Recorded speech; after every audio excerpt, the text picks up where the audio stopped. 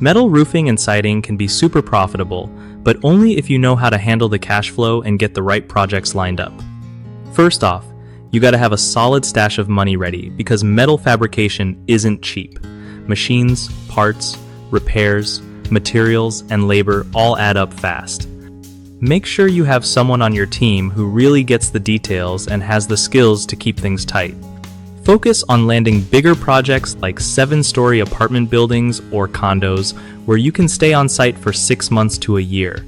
That's where the real money is. Smaller gigs might seem tempting, but they usually aren't worth your time or effort in this game. Don't get too leveraged either. One bad job can mess up everything, so keep your finances clean and steady.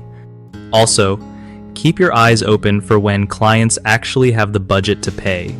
Being stuck waiting around kills momentum. Always remember, money is just a tool. It's the people behind the work that really count. One of the biggest mistakes people make in metal siding and roofing is biting off more than they can chew by taking small jobs that don't cover overhead costs. Fix this by being selective with your projects and aiming for longer-term contracts. Another common problem is underestimating equipment maintenance and repair costs. Always set aside funds for upkeep so you don't get blindsided. Lastly, many forget the importance of having skilled workers who pay attention to detail, which leads to costly errors. Hire carefully and invest in training to keep quality high. BigHomeProjects.com is awesome for homeowners who want to find trusted local contractors without any hassle.